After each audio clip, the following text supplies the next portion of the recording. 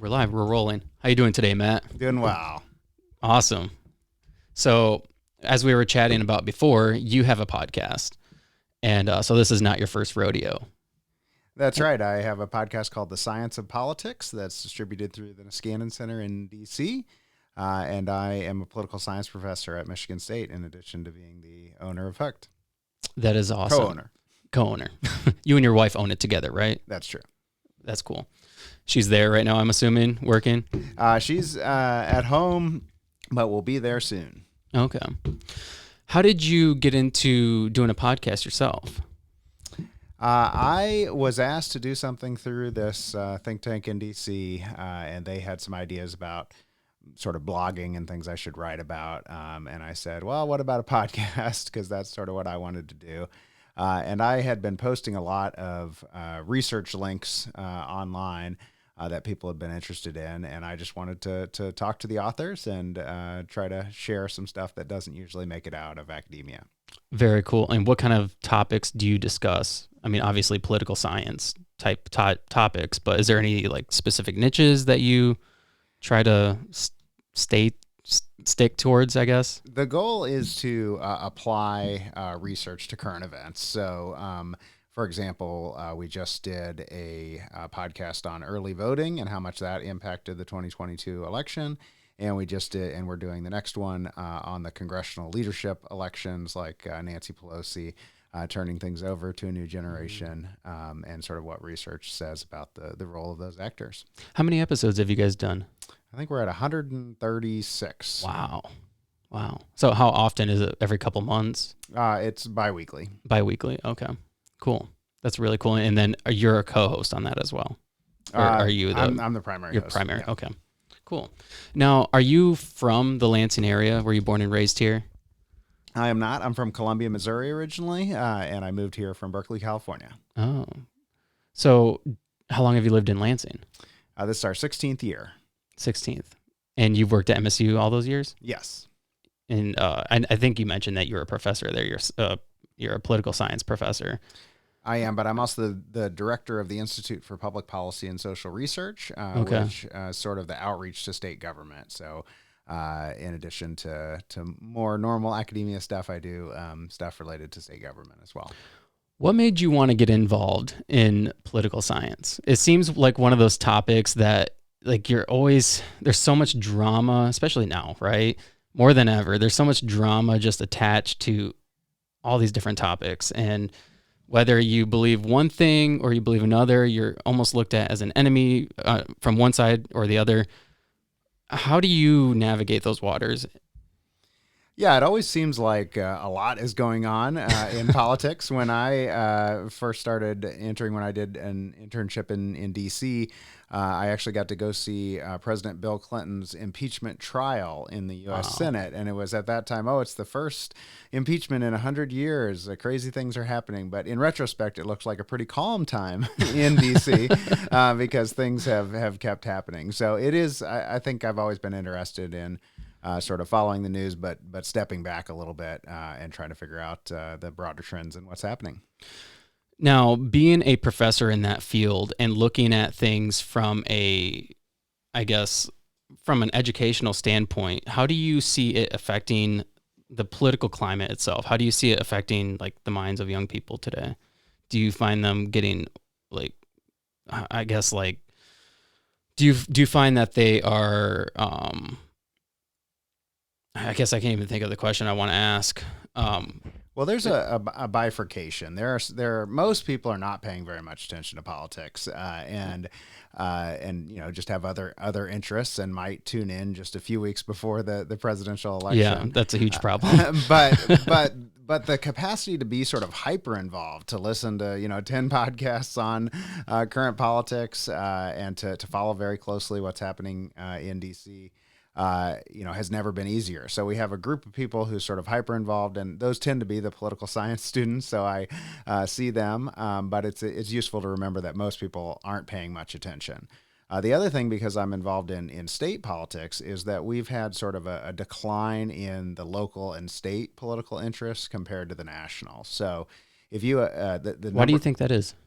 a lot of it has to do with media, that, you're not reliant on your local newspaper or your local television station for news anymore. Now with cable and the internet, you can get news from everywhere, and most people are kind of attracted to that presidential news. So, for example, more people now know who the vice president is than almost ever before, but fewer people know who their own governor is than before, because you used to just be sort of incidentally exposed to that on a regular basis. That's really interesting.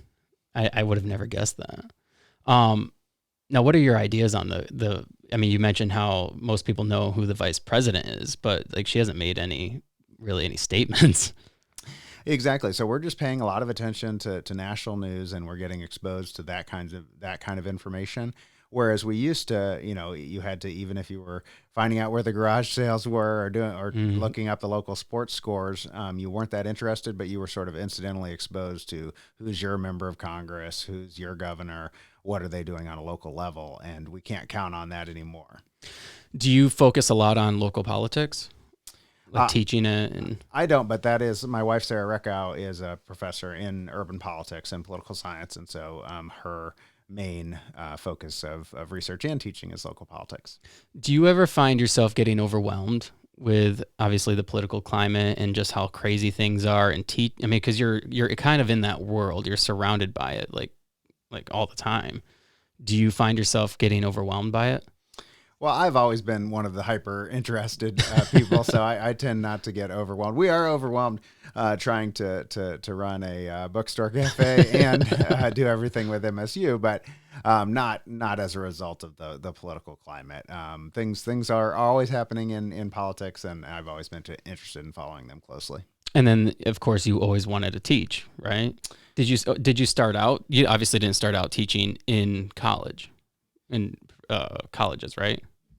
I did. I was, both Sarah and I were graduate students at Berkeley at the University of California, and I started teaching when I was there and moved directly to MSU. Wow. That's awesome. But really Sarah cool. was a high school teacher before becoming a professor, so she had a little teaching experience of a very different sort in Baltimore. Now, where did the whole bookstore idea come from? It's a really neat thing. And I remember when it was coming about, I heard about it, I think on the radio or something. And they were talking about how there's this new bookstore that you're going to be able to drink at. And it's never something that really crossed my mind. I mean, you think of like a bookstore, like coffee shop type of atmosphere, but you guys changed the game with having a bar as well.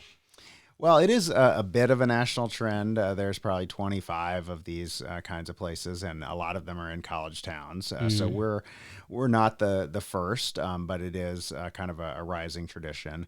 For us personally, I would say coffee came first. That is when we moved here. Strange Matter wasn't here. Blue Owl wasn't here.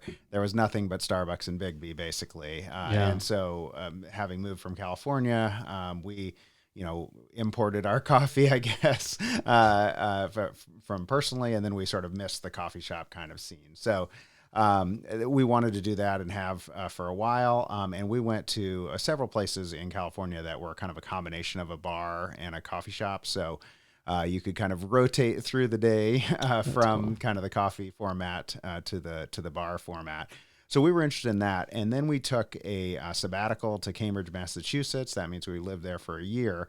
And the bookstore culture there is just very big and brings in a lot of speakers, brings in a lot of regular events. And so we wanted to bring that to East Lansing and Lansing. And we wanted to kind of combine it with the coffee shop and wine bar. Do you guys host speakers in different events? We do. So we tend to have probably 3 or 4 events per week. Most of them are just kind of held at our community table in the front. So, for example, as we're recording, we're having an author today talk about her memoir. We're also having a yarn arts group showing up to do some knitting and crochet. There's a Lansing pagan group that's meeting in the back, and there's a book club that is coming as well. So all today. Yeah, so we have quite a bit on our plate, but a lot of it is not organized by us. It's just people see us as a good space for creative things. So people can just decide that they want to come there and host an event, or there's a Hopefully way to they, sign up for yeah, it. hopefully they tell us beforehand, not always, but yes, anytime people can get in touch with us through our website or stop in and just make sure that there's not four things going on at the same time that you want to have your event, but we'd love to have you. That is really cool. That I mean, there needs to be. I mean, because that's one thing. Like in Lansing, a lot of your bookstores. I mean, I'm sure you've seen it since you've been here. Like there was a Barnes and Noble in East Lansing there for a while, and that shut down. And then the student bookstore, like that shut down. I actually know one of the owners, previous owners. And then all these bookstores just keep kind of going out of business. And so I think by adding the wine bar, coffee side, and then allowing these people to come in and host these different events and kind of like be a part of their community and allow their part of the community to come into your guys' business, I'm sure it's really good for business. It is useful to have the different pieces bringing people in, and hopefully, as people are having coffee or wine, they see something in retail that they want to purchase as well. The history is interesting. There was actually a English professor and his wife who had a bookstore in downtown East Lansing, but well before we got here. And they were sort of put out of business by the Barnes & Noble that went into downtown East Lansing. And then that Barnes & Noble eventually went out of business. Schuler Books, which is our main large mall bookstore, had a location at Eastwood, but they've been helpful to us at mentoring us through this process. And they say that that Eastwood location, they did not want to leave. They just lost their lease. The person wanted to put in something else. So yeah, there's sort of in the central part of Lansing and East Lansing. There really hasn't been anything. There's just the two big mall bookstores at either side. Now that's when we started planning. Now since we've planned, there's actually 6 or 7 different small bookstores that have been added. Really? But none of them are the same size as ours. There's sort of a rising bookstore culture in Lansing. What is the process like to start a bookstore? I mean, because it seems so simple. You obviously get books and you just open up a location, but I'm sure there's way more to it. How do you get access to all these books? Is there distributors? Like, how do you do that? Well, it is kind of a crazy idea to start a bookstore, but it's a crazy idea that a lot of people have. So there's sort of an industry to help. So I actually went to like a bookstore boot camp in Florida with 12 other people who were starting bookstores around the same time around the country. And there's a book you can read on starting a bookstore as well with all of that. But yes, we have accounts with all of the major publishers and some minor publishers and some university presses. So that we can order our books directly, but there's also intermediaries. The biggest one is called Ingram, and they can sort of get almost any book for you if you're not getting them directly from the publishers. So I'm sure there's got to be a huge overhead cost to that, right? Well, there's the cost of purchasing the books, of course, is a major part of our costs. So the anywhere if you're spending $10 on a book, probably $6 of it is going back to the publisher.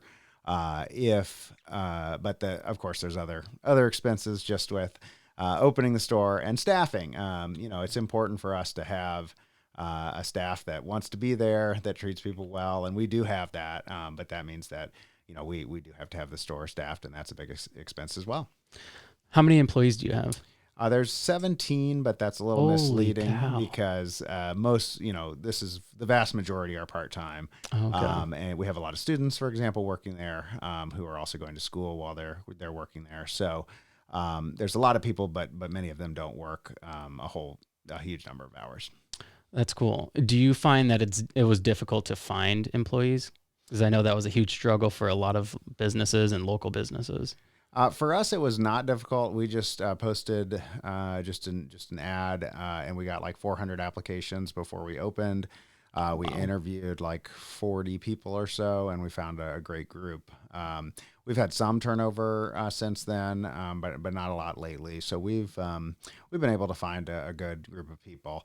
I would say what is more difficult is no one comes in as an expert in the bar, the cafe, Right. and books and retail. So Right. we want to sort of make everybody more familiar with all parts of it. But that means that almost everybody is learning something on the job.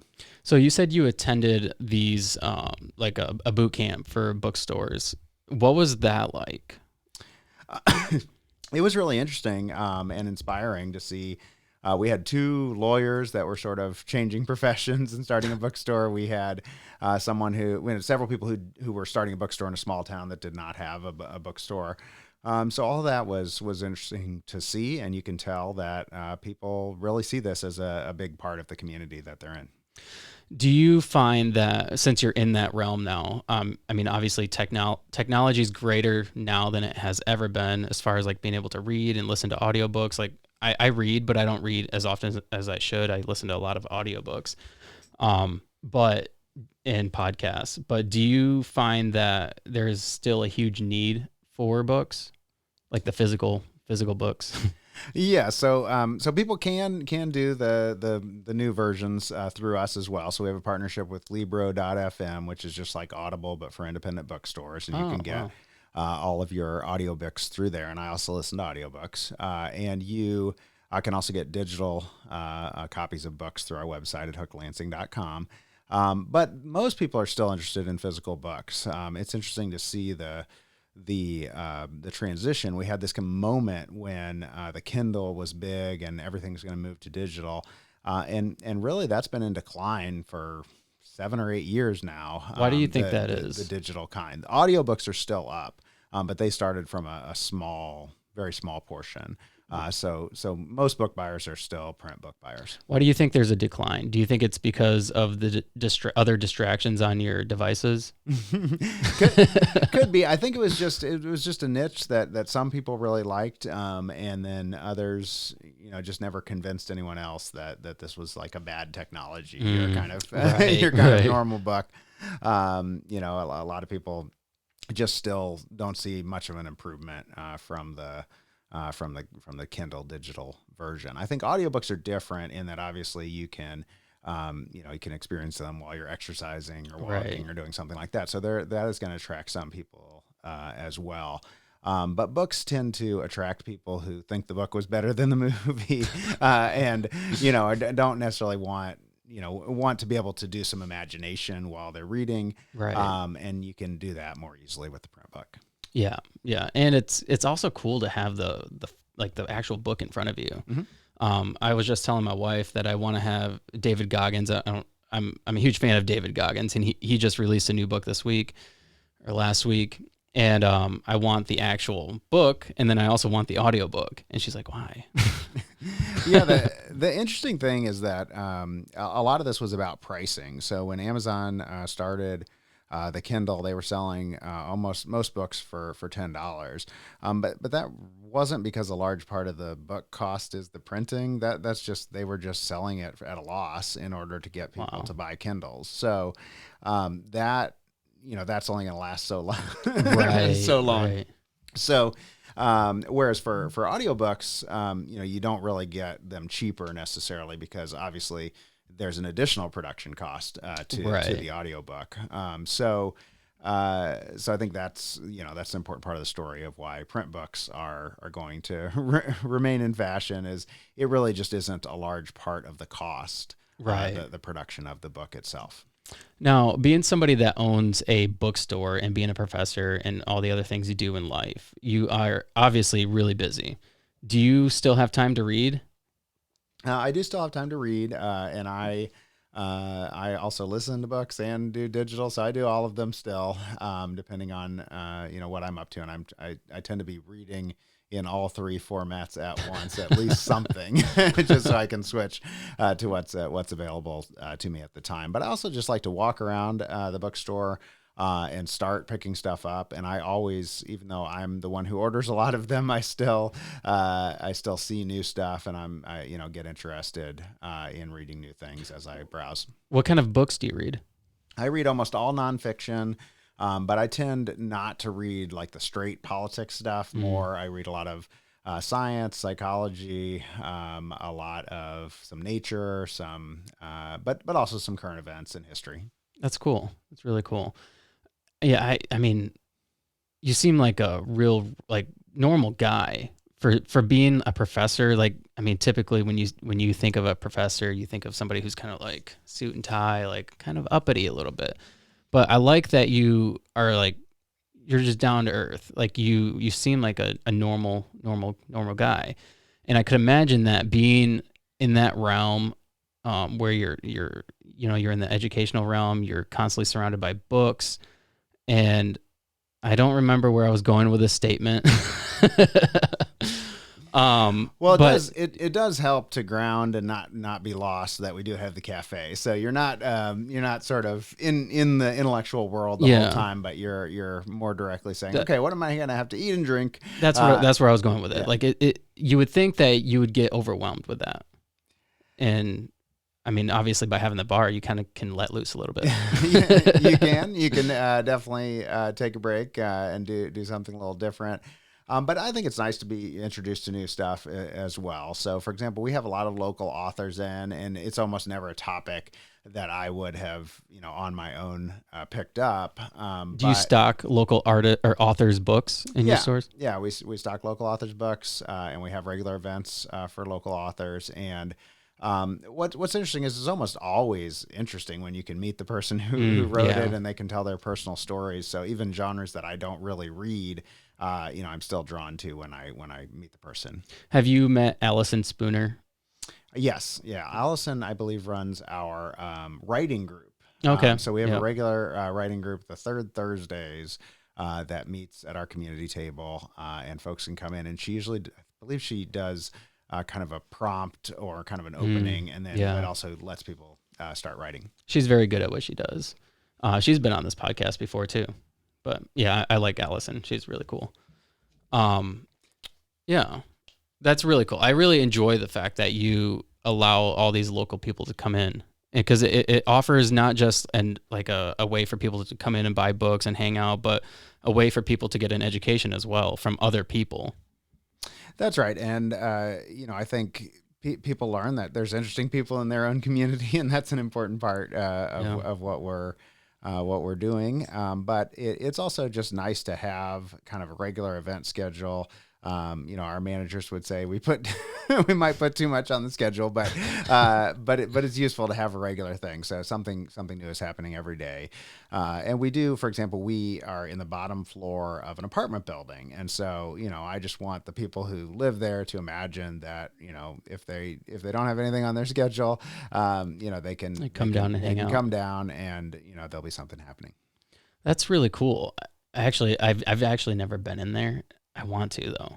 I was just telling my wife that the other day. I really need to go in there, but that's really cool that people that live there can go down there. Like we were in the Meyer the other day, downtown. I was telling my wife, like, how cool would it be to like live here?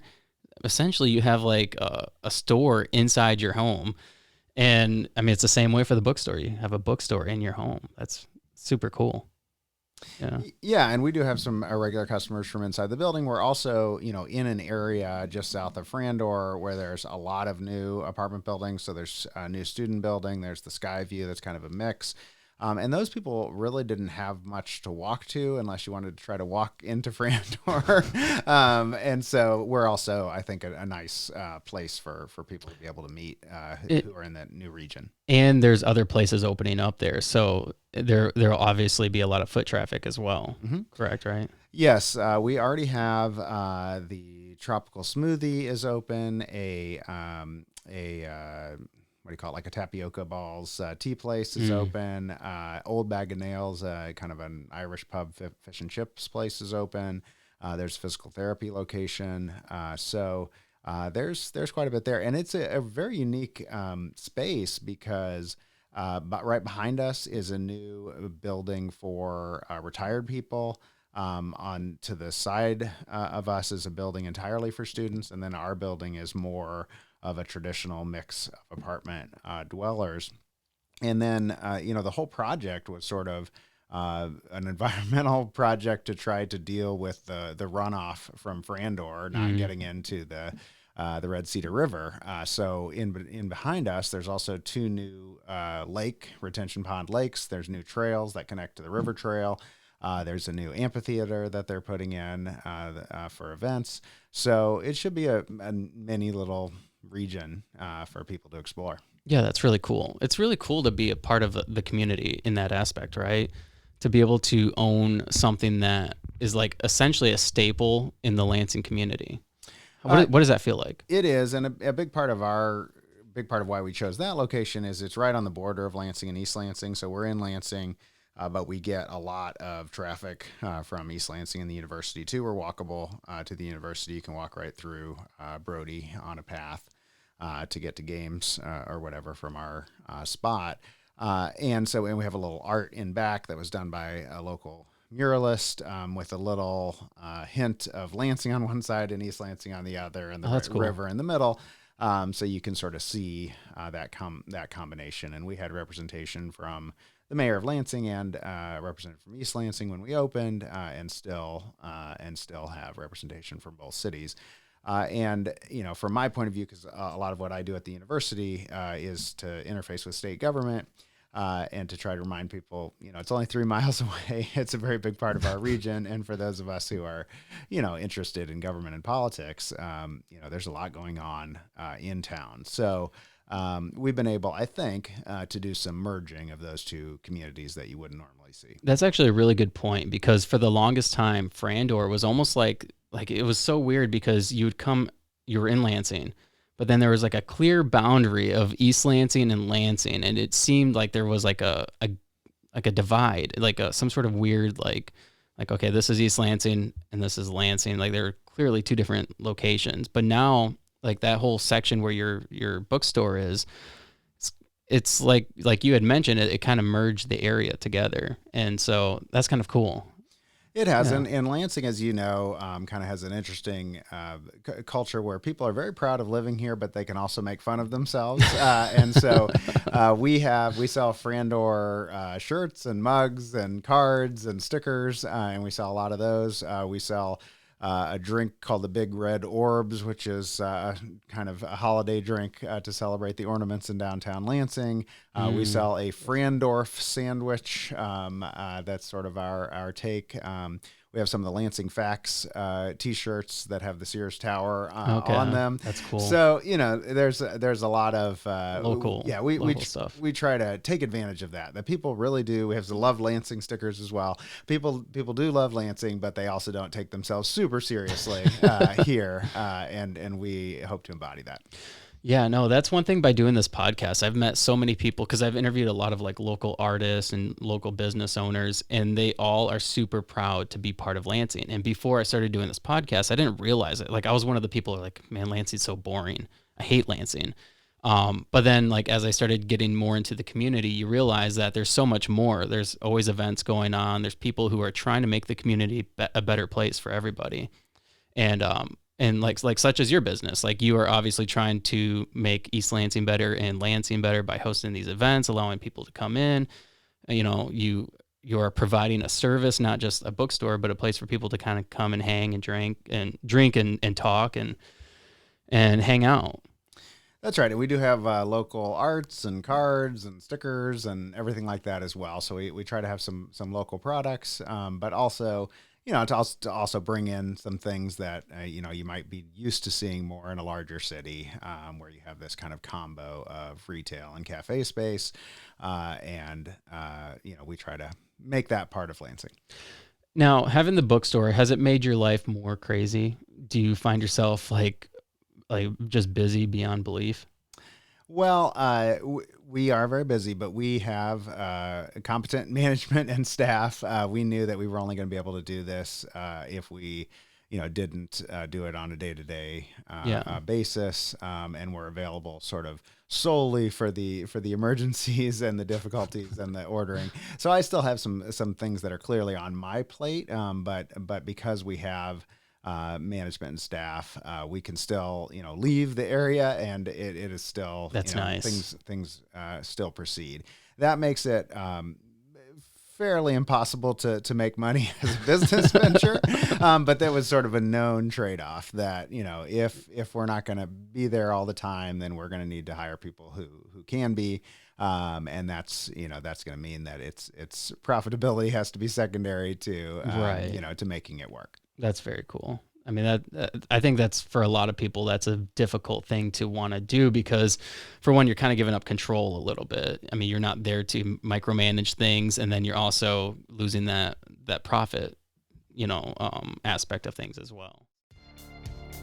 My name is Lauren Harrington. I'm a real estate agent with Century 21, Lemac Realty.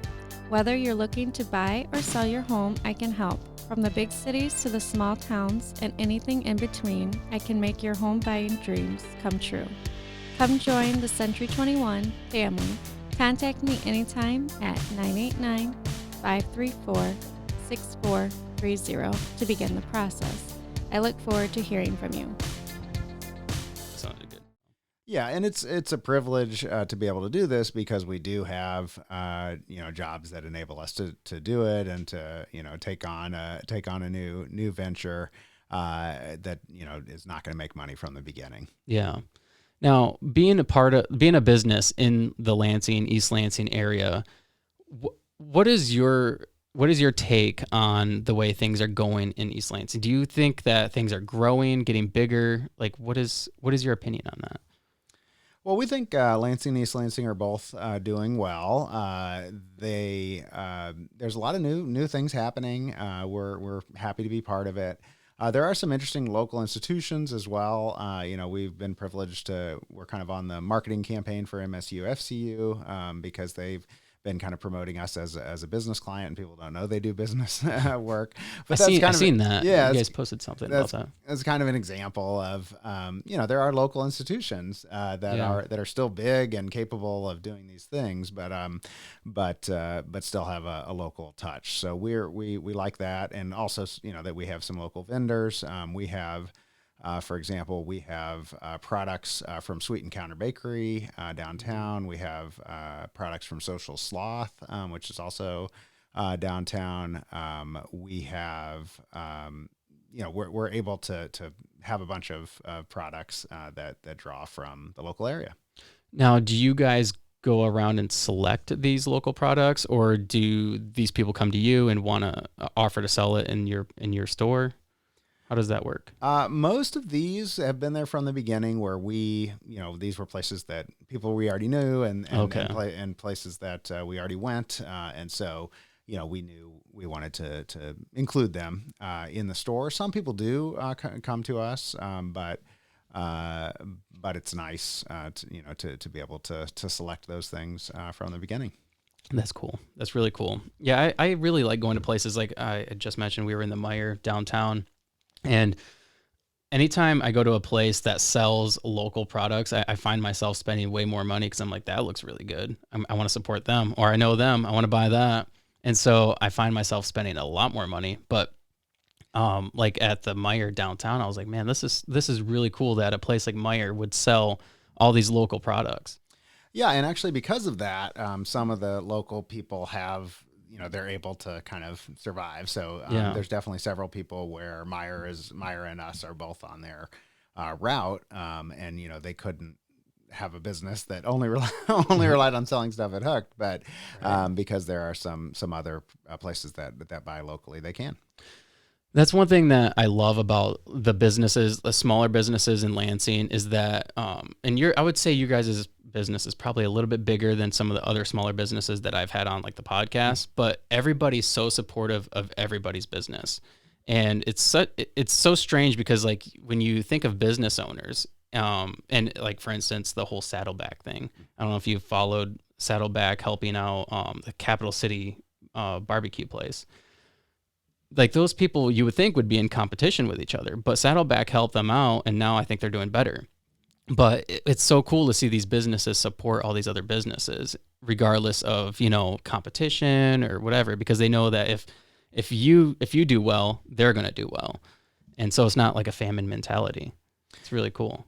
That's right. We actually entered a business competition last year for downtown Lansing. It was run by Downtown Lansing.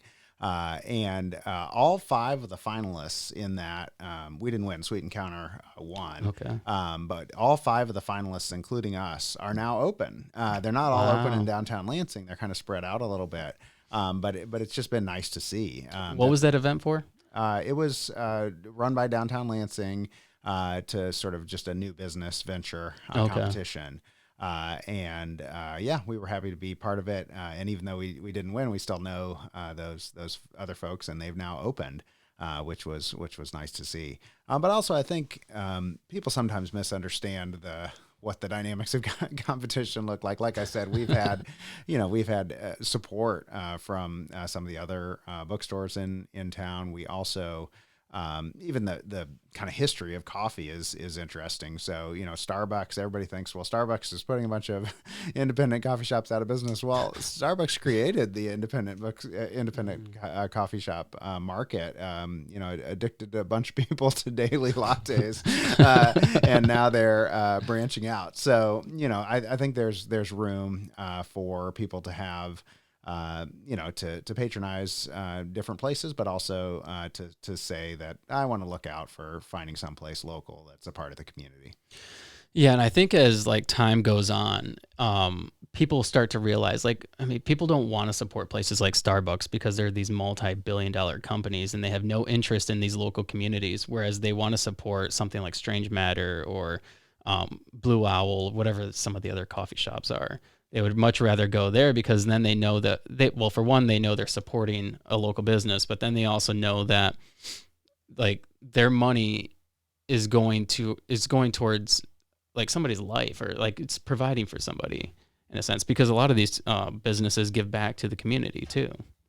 Yeah, and we started this as consumers, so we went to all of those places, and we're happy with some things that we saw and wanted to use as models, and yes, we are part of that trend where the goal and the likelihood is not that we open a bunch of locations and become big and Do you successful. see yourself opening other locations? No. This is this is a venture to kind of get back to where we are, and because we're going to be here for the long term, and we want to have a place and make it better. So I think that people can feel good about patronizing these local places that have made Lansing better. We also arrived in Lansing right after the Great Recession, and there was a lot closing down. There was a lot of empty retail space. And so it's just nice just to see a renaissance of sorts of local places. And our place is still a little up and coming because, it's still part of this in between Lansing and East Lansing. But I think it's rising and a useful place for that merger to happen. It's really interesting because after COVID, it seemed like there was a lot of local businesses opening. And I don't know if it had anything to do with the money that people were given. They're like, I'm just going to invest this into starting something. Is that around the time you guys started your business? Yeah, I would also say just planning time. Okay. If while this is going, you start thinking about, well, what do I want to do? If I've had a dream for a while, how do I bring it into fruition? For people who might be interested, the Lansing Community College is the home of the Small Business Development Center, which is a free series of courses that you can go to with any idea, and they will actually help you write your business plan. Oh, wow. So folks can check that out, and I did that. That was sort of my first step in coming back from sabbatical. To get this moving. And then COVID happened right after those initial first steps. And so I was able to kind of just ruminate with the plan and the ideas for a while. And in order to make that happen, I think a lot of people did do that. And that's why, for example, those 5 finalists in the downtown business competition all made it in some form. So they all went to the LCC thing? No, they didn't all go they all to the ruminated LCC. on it. I think they all sort of benefited from the pandemic has happened. We Right. want to make a change and use that time to start a new venture. Yeah, absolutely. It's really cool to see all these local, small, newer businesses doing well and flourishing. What are your goals as a business owner for, like, let's say the next 5 years? Well, first, of course, we do want to survive and become become a ongoing concern that can be open. We're open 80 some hours a week. So we want that part to work. We want it to work as a coffee shop. We want it to work as a bar. We want it to work as a bookstore, and of course, an event space and all of the things in between. So I'd say that's our kind of primary goal. I think we've been able to enact our vision in terms of what the space looks like, what kinds of products we have, and what kind of events we have. I think the question is just, can all of that come together and kind of keep going and keep getting support in the community. And so far so good, but we have a long ways to go. I also think we have an aspiration to create a bit of an intellectual culture in Lansing, to kind of draw from the university, but not all be, just students or faculty. And so, what that might mean is, hopefully, you'll run into a history professor that's recommending a series of history books. Or we'll have a graduate student that's working on a research project and has a list of recommended books, and that you can meet. We also have in-store book clubs, coffee and wine clubs as well, and we really want wine clubs. Yeah, so folks can get a couple wines per month that are hand selected, then can come in and do tastings as well with us. We have a regular, so the book clubs, that's an important part of kind of our vision, is that people actually meet in store for their own book clubs, but also for the store book club. So we have a book club for kids, we have a book club for YA, we have a book club for adults. And that means that people get a book a month, but that they also come in and discuss it at the end of the month with other people in the club. And, we were recently on the list in the finalists for like hangouts for your individuals, hangouts for seniors, and hangouts for students. So we liked that in that, we're not a place that's just for one type, right. But that can kind of merge these communities in Lansing. And one of those ways is through the book club and the coffee club and the wine club. And we want to get those, solidified and get people regularly participating there. We also have some weekly events. So we have a Wine Wednesday special, and an associated cheese tasting, and then a dessert tasting. We have specials for teachers and students on Fridays.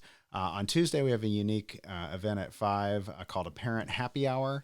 And what it is it's just wine specials for parents while there's a reading going on for children. So the parents can have wine while the kids are entertained by a kid's reading every Tuesday at 5 o'clock. And so I think a big part of our goal is making each one of those things kind of get a regular crowd. And we've had some success, but I think, that's the kind of thing that could really get going. And then you have a group of parents that are regularly there on Tuesday and maybe meet new people through that as well. So I think another aspiration is that people actually meet each other through the store. They actually, develop a community of people who like similar things. Absolutely. Yeah, that's beautiful.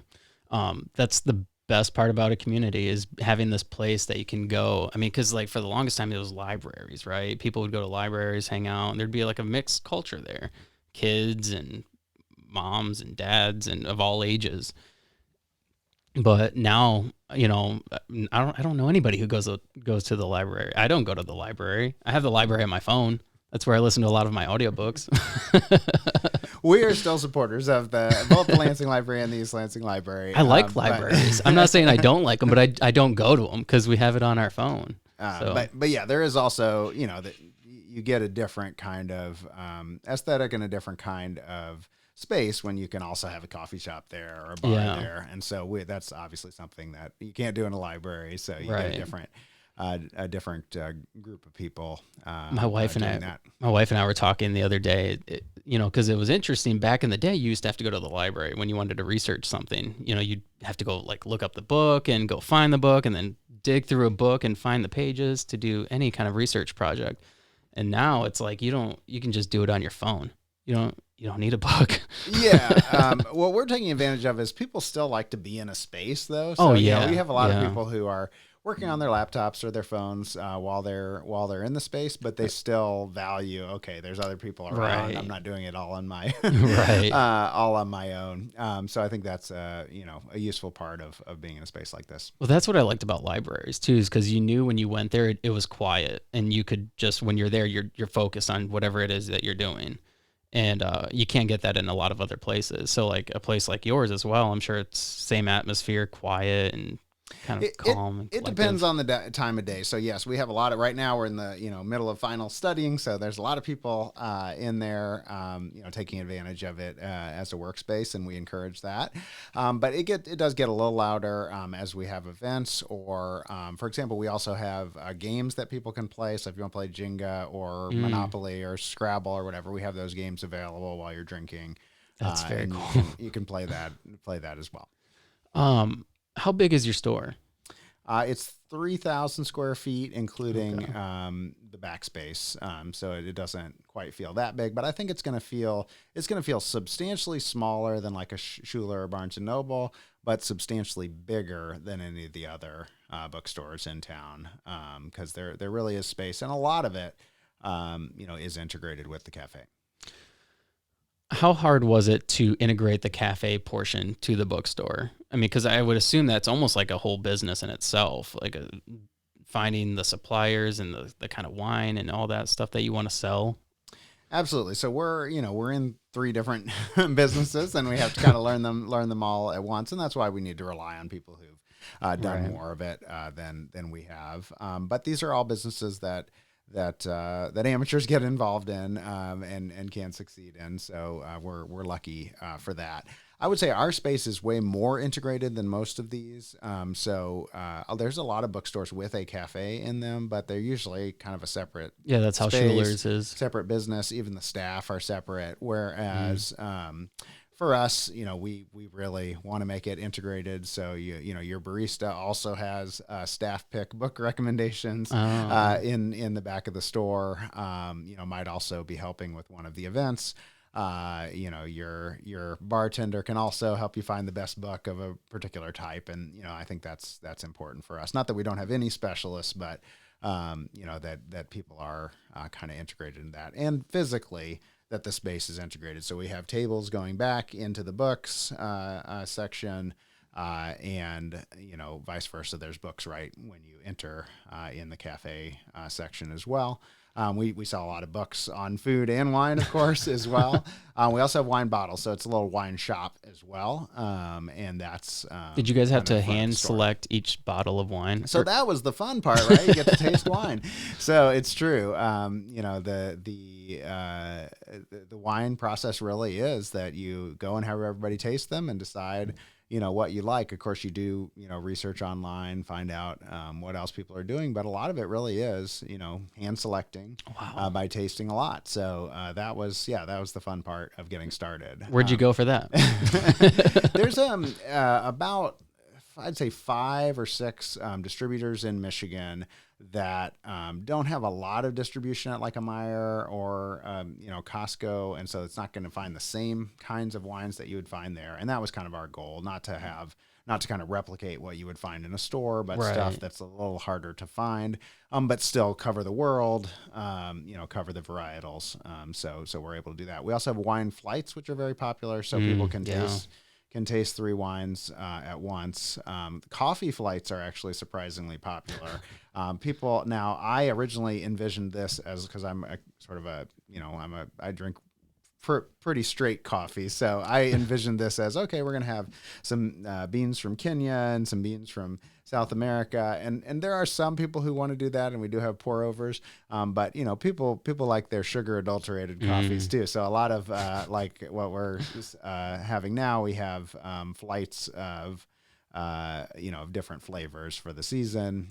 We also have a cocktail flight for the season as well. But yeah, we plan to be a place where people can taste and decide what they want, and that's enabled by these flights. How did you select the coffee, different coffees? Did you have to go through a distributor for that as well? Yeah, so coffee is the one place where we decided, okay, we need to make this a little bit easier by kind of making a standing decision of who we're working with. And so the coffee company that we work with is called Intelligentsia, and they are out of Chicago.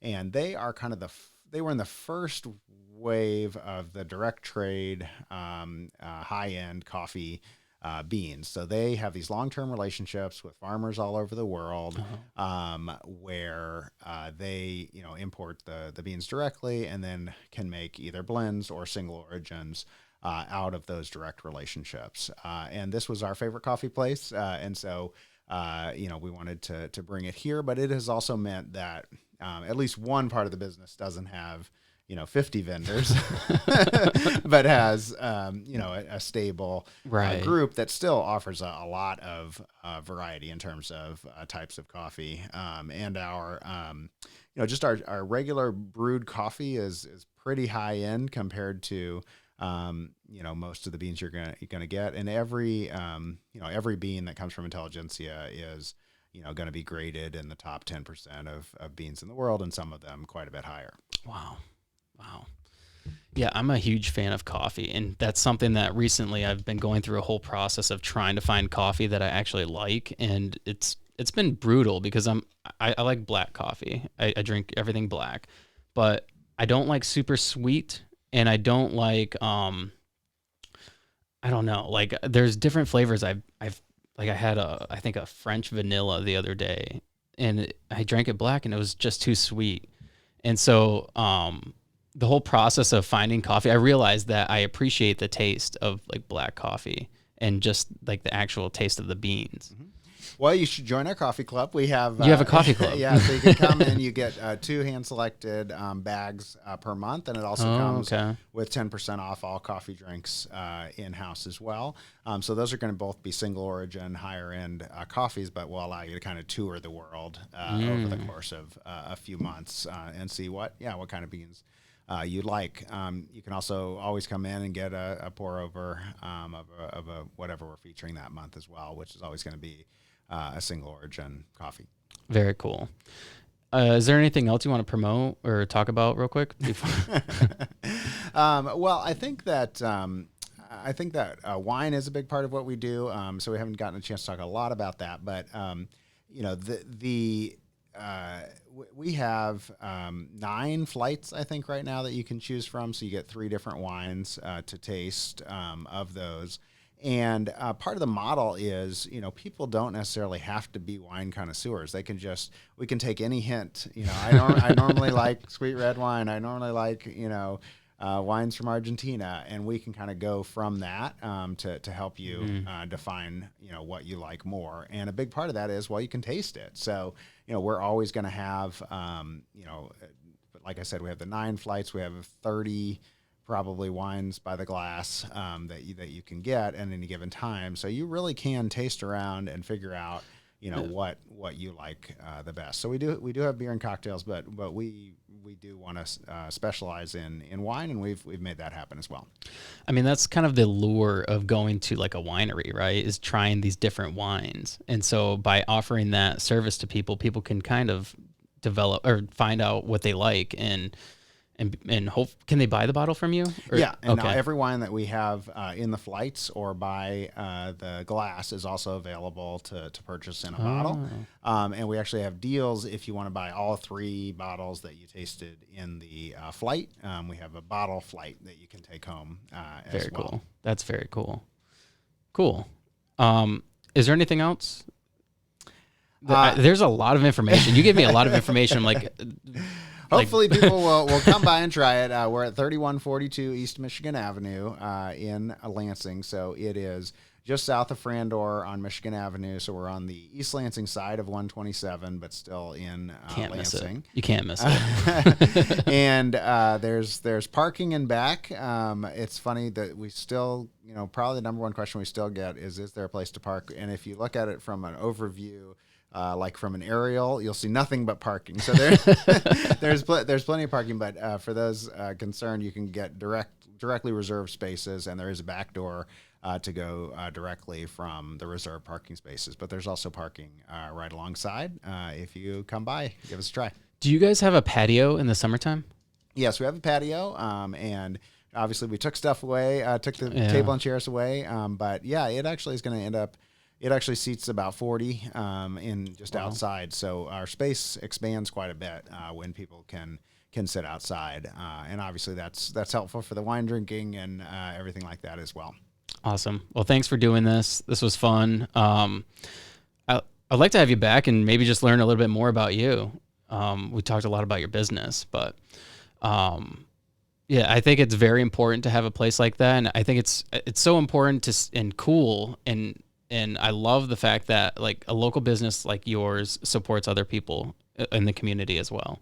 So thank you for doing that. Well, thank you. We appreciate you spreading the word on everything that's happening locally. Yeah, absolutely. Thank you.